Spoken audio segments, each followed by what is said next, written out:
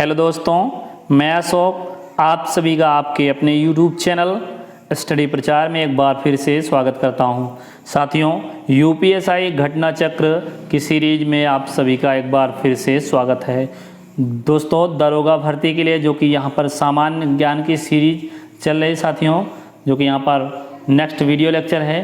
तो चलिए, तो यहाँ पर हम वीडियो को स्टार्ट करते हैं साथियों। आशा करता हूँ आप लोग स्वस्थ होंगे और आपके परिवारजन सगे संबंधी भी स्वस्थ होंगे, तो आप अपने पढ़ाई पे लगे होंगे साथियों। चलिए, तो बिना देरी किए हम यहाँ पर क्वेश्चन को स्टार्ट करते हैं और यहाँ पर हम पॉइंट वाइज देखते हुए चलेंगे। वन लाइनर क्वेश्चन के माध्यम से समझ सकते हैं इसको, वन लाइनर ही। तो चलिए देखते हैं, पॉइंट वाइज पॉइंट यहाँ पर पढ़ेंगे।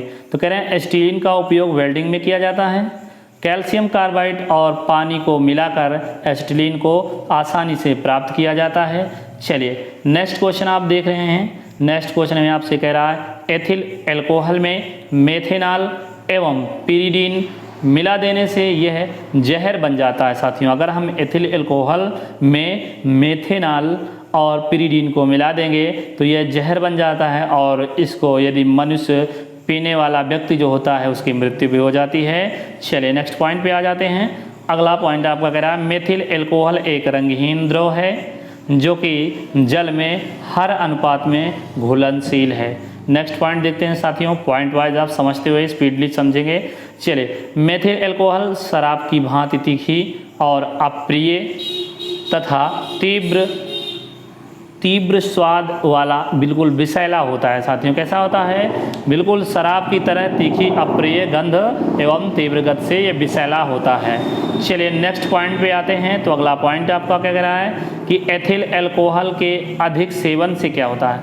अधिक सेवन से अंधता या फिर पागलपन तथा आवश्यकता से अधिक मात्रा में सेवन करने से मृत्यु भी हो सकती है। चलिए नेक्स्ट पॉइंट पे आ जाते हैं। तो यहाँ पर कह रहा है शराब एक एल्कोहलीय पेय है जो भिन्न भिन्न पदार्थों के किण्वन से बनाई जाती है। साथियों, ये भिन्न भिन्न पदार्थों के किण्वन से बनाई जाती है। आइए हम अगला पॉइंट देखते हैं। बियर में अल्कोहल की मात्रा सबसे कम होती है साथियों, और रम की बात करें तो रम में सबसे ज़्यादा अल्कोहल की मात्रा होती है। नेक्स्ट पॉइंट पे आ जाते हैं, बहुलीकरण पे देखते हैं। देखिए, बहुलीकरण वह अभिक्रिया है जिसमें एक ही प्रकार के एक से अधिक अणु आपस में जुड़कर कोई अधिक अणुभार वाला बड़ा अणु बनाते हैं। साथियों, देख सकते हैं बहुलीकरण क्या होता है। ऐसी अभिक्रिया होती है जिसमें एक ही प्रकार के एक से अधिक अणु आपस में जुड़कर कोई अधिक अणुभार वाला बड़ा अणु बनाते हैं। आइए हम नेक्स्ट पॉइंट देखते हैं।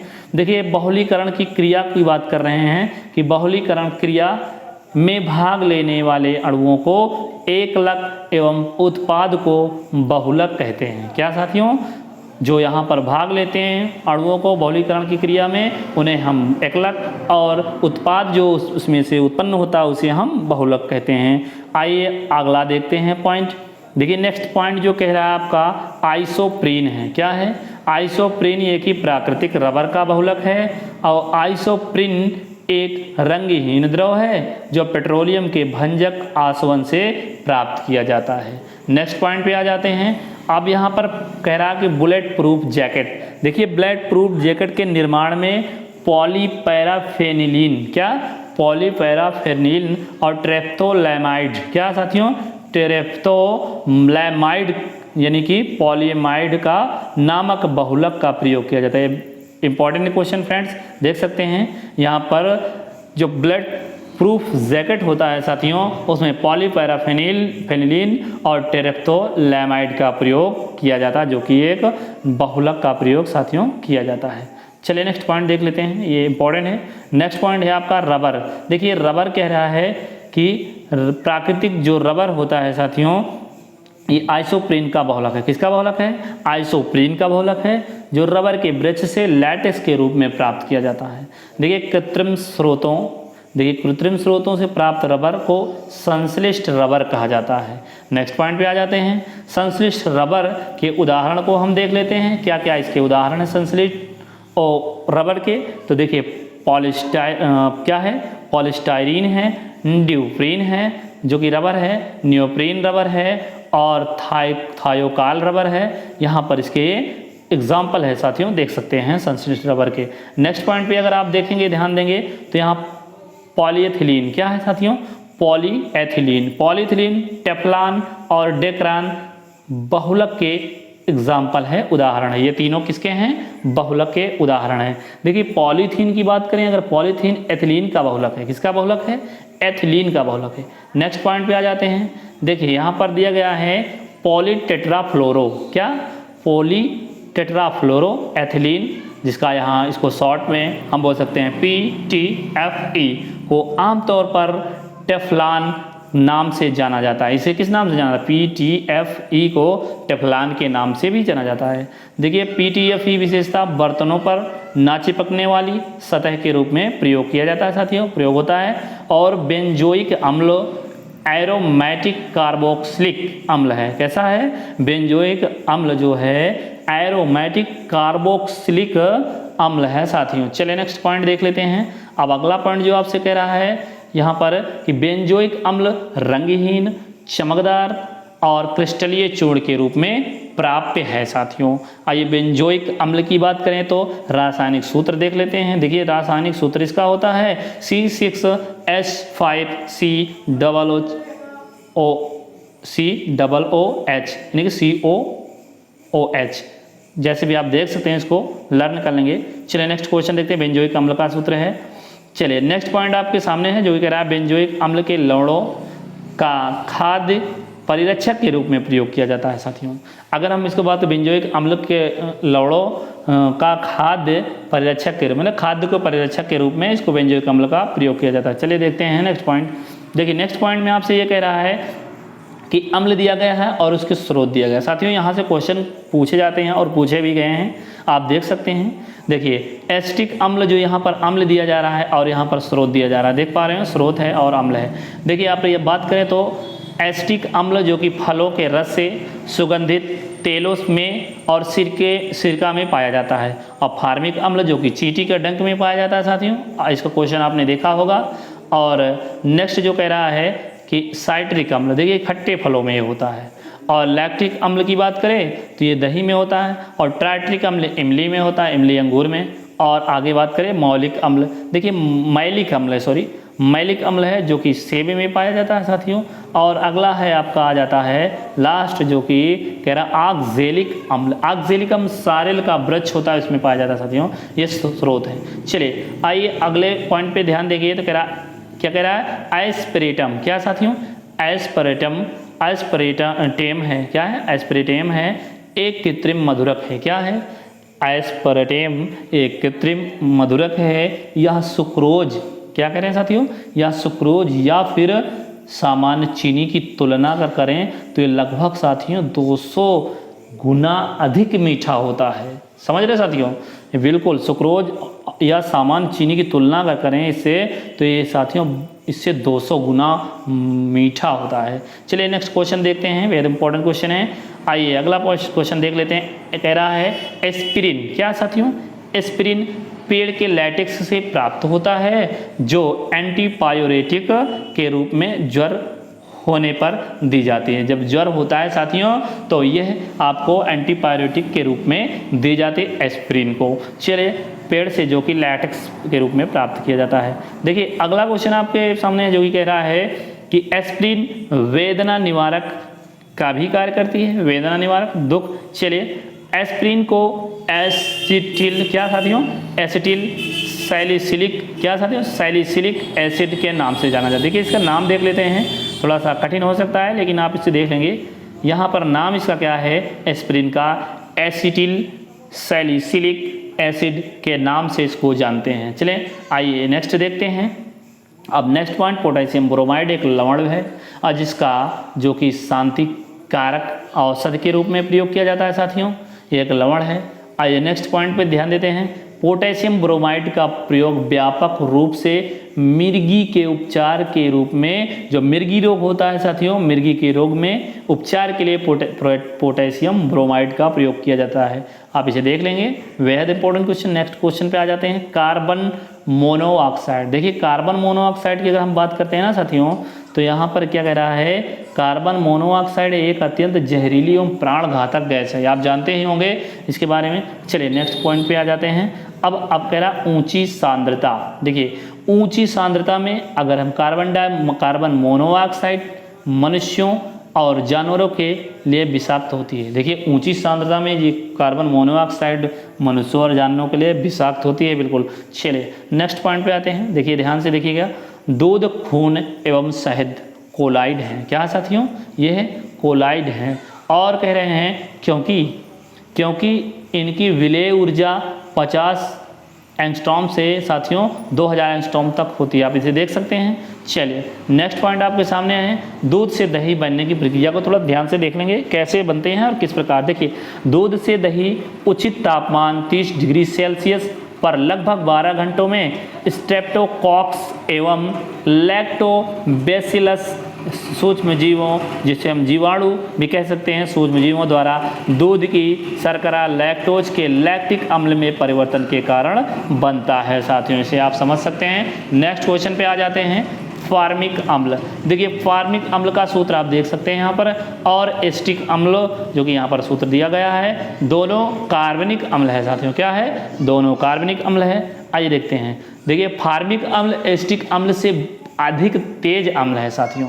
जो फार्मिक अम्ल है ना, एस्टिक अम्ल से अधिक तेज है, क्योंकि इसमें प्रोटॉन आसानी से मुक्त होता है, H+, जो कि प्रोटॉन आसानी से मुक्त होता है। चलिए नेक्स्ट क्वेश्चन पे आ जाते हैं, नींबू। देखिए नींबू में साइट्रिक अम्ल पाया जाता है, ठीक। यह शरीर में विटामिन सी को पूरा करता है, जो कमी होती है विटामिन सी की पूरा कर देता है साथियों। नेक्स्ट क्वेश्चन आते हैं। देखिए नेक्स्ट पॉइंट आपसे कह रहा है, एस्टिक अम्ल सिरके में पाया जाता है, ठीक है, जबकि टार्टरिक अम्ल इमली में पाया जाता है, ये आपने पीछे भी पढ़ा है। और फार्मिक अम्ल चींटियों में पाया जाता है, ये आपने पहले ही देख लिया है। चलिए नेक्स्ट आरडीएक्स की बात करते हैं। देखिए आरडीएक्स का यहाँ पर फुल फॉर्म भी आपको दिया गया है। देखिए आरडीएक्स रिसर्च डिपार्टमेंट एक्सप्लोजिव, एक अति विस्फोटक ठोस होता है साथियों, जो कि जिसका रासायनिक सूत्र आप देख सकते हैं, रासायनिक सूत्र देख सकते हैं, यहाँ पर लर्न कर लेंगे साथियों, हो सकता है आपसे पूछा ही जा सके।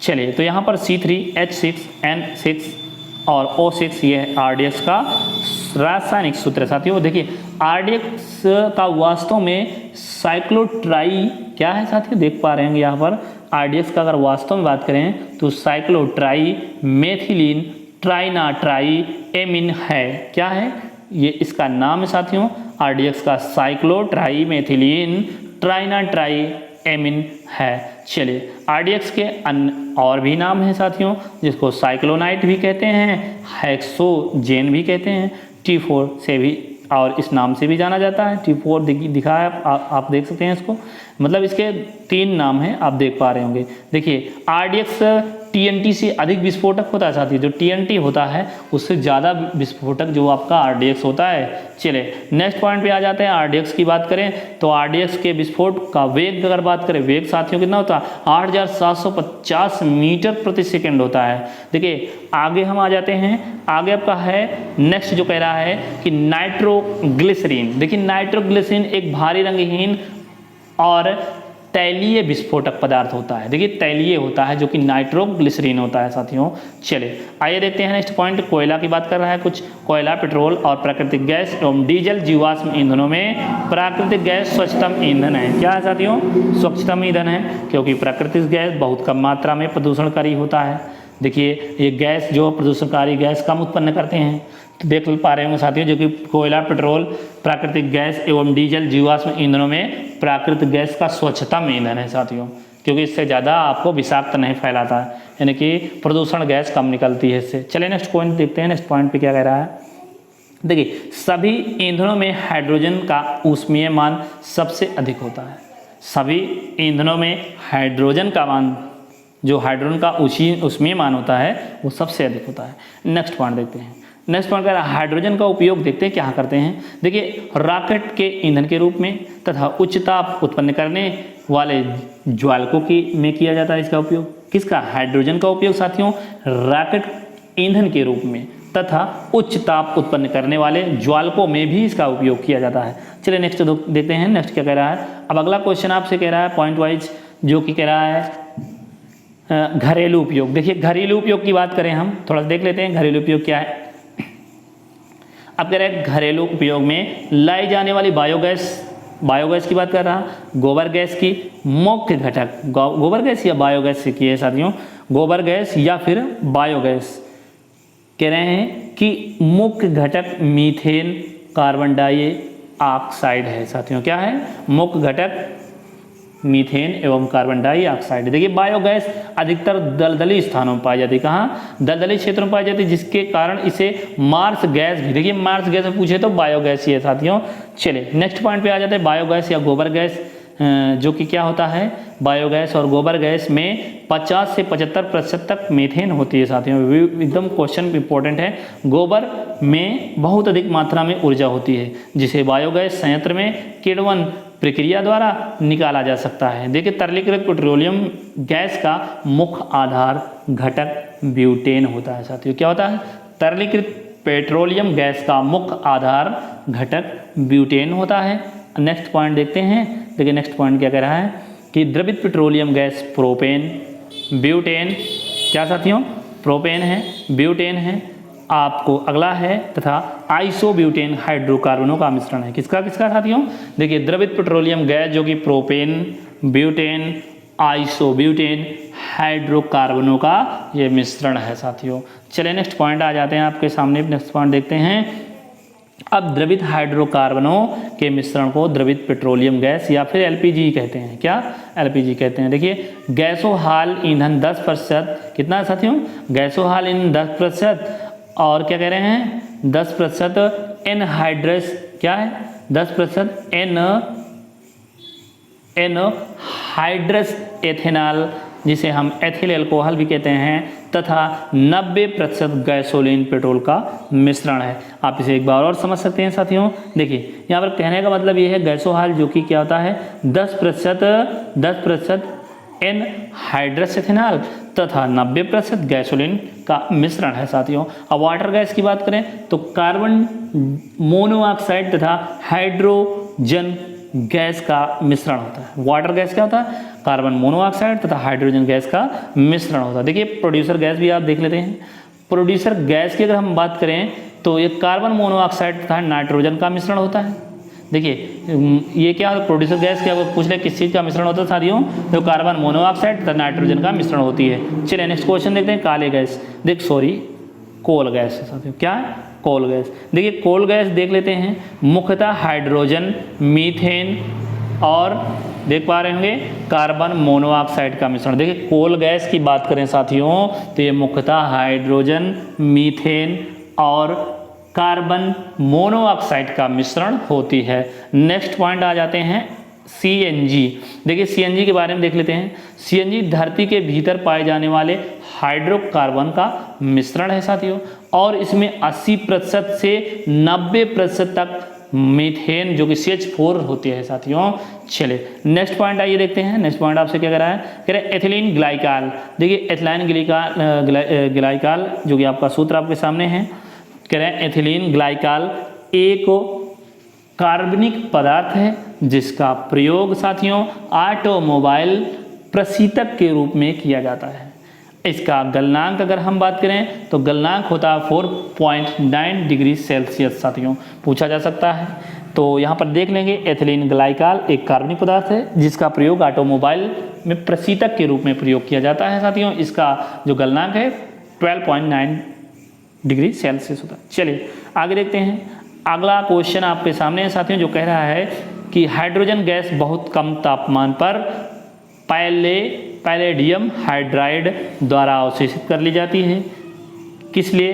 ताकि वह निर्वातक द्वारा उत्पन्न तापमान पर मुक्त हो सके साथियों। हाइड्रोजन गैस बहुत कम तापमान पर पैलेडियम हाइड्राइड द्वारा अवशोषित कर ली जाती है ताकि वह निर्वातक द्वारा उत्पन्न तापमान पर मुक्त हो सके साथियों। नेक्स्ट क्वेश्चन देखते हैं। देखिए अगला देखिए साबुनीकरण की क्रिया में।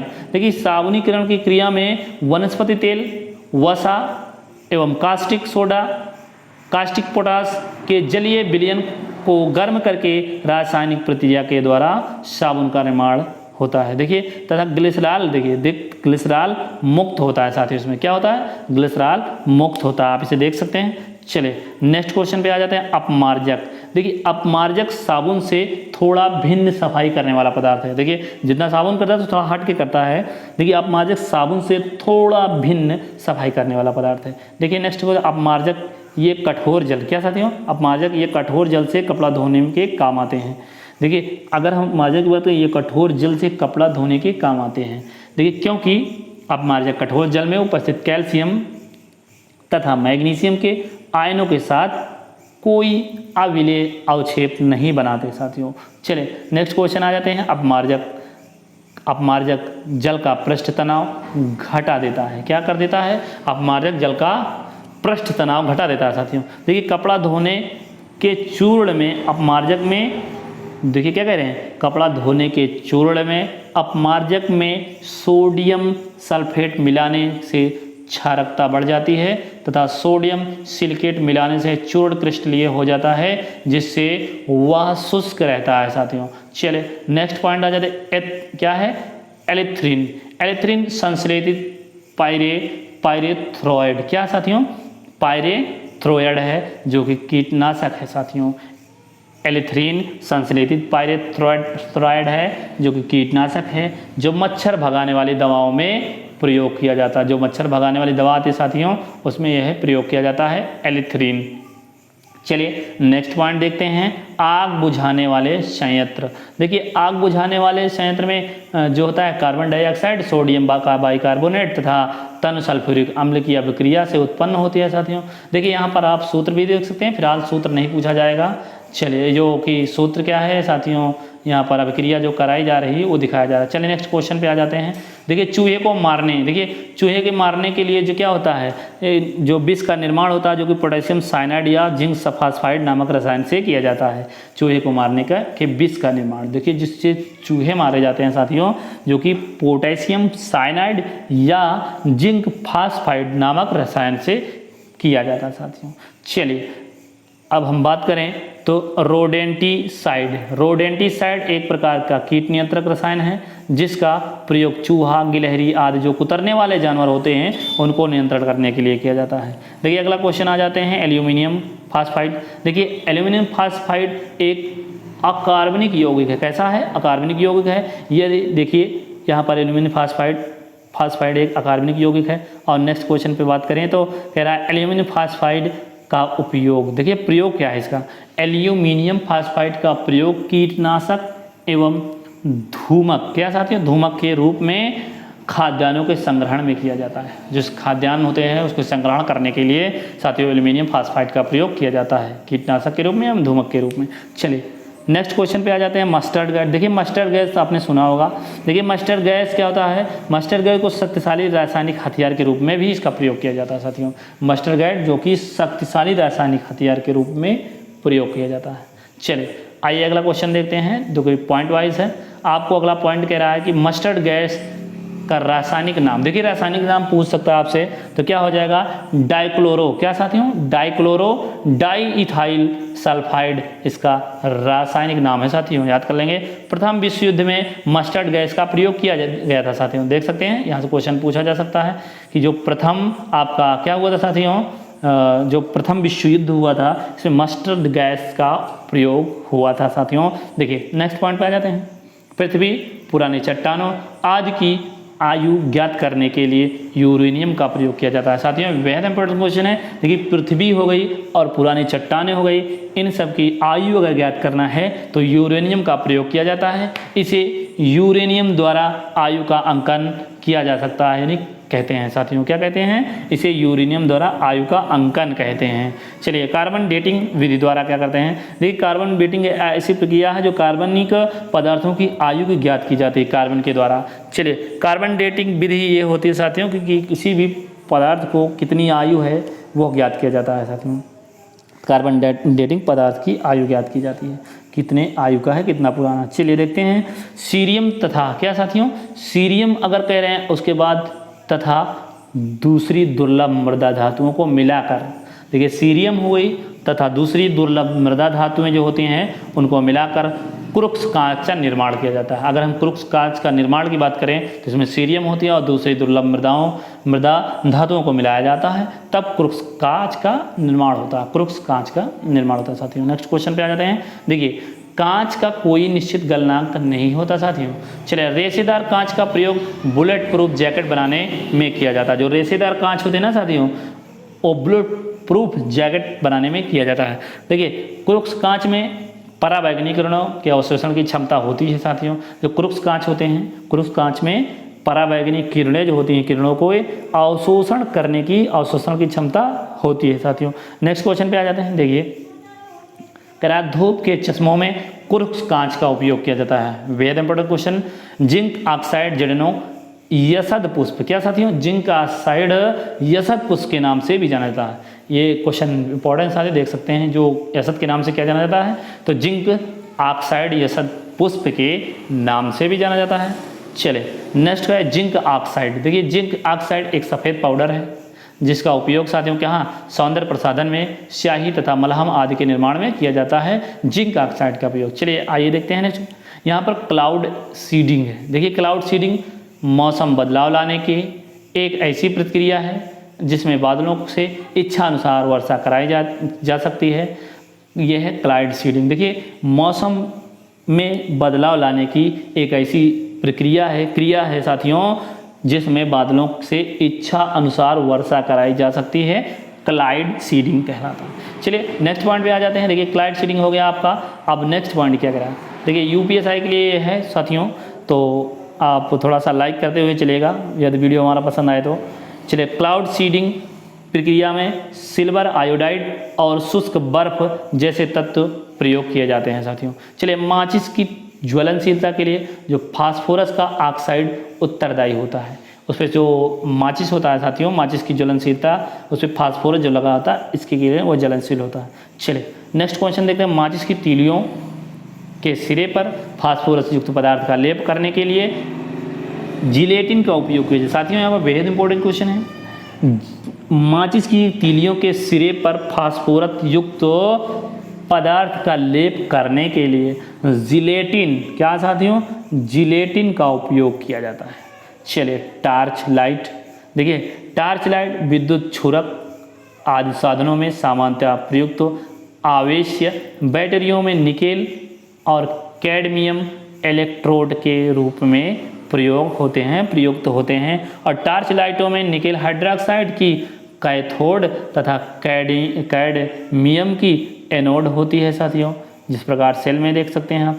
चलिए नेक्स्ट पॉइंट है कि फेनिल। देखिए फेनिल क्या है, एक फिनाल व्युत्पन्न रसायन है जिसका प्रयोग घरों, दफ्तरों में, ऑफिसों में इत्यादि में रोगाणुनाशी के रूप में व्यापक स्तर पर इसका प्रयोग किया जाता है, साथियों। देखिए फेनिल क्या है, एक ऐसा जो कि फिनाल उत्पन्न रसायन है जो कि जिसका प्रयोग किया होता है साथियों घरों में भी, दफ्तरों में आदि और भी जगह पे रोगाणुनाशी के रूप में व्यापक स्तर पर किया जाता है। देखिए साथियों यहाँ पर हमारा जो कि यहाँ पर आपका जो वीडियो कंप्लीट होता है साथियों।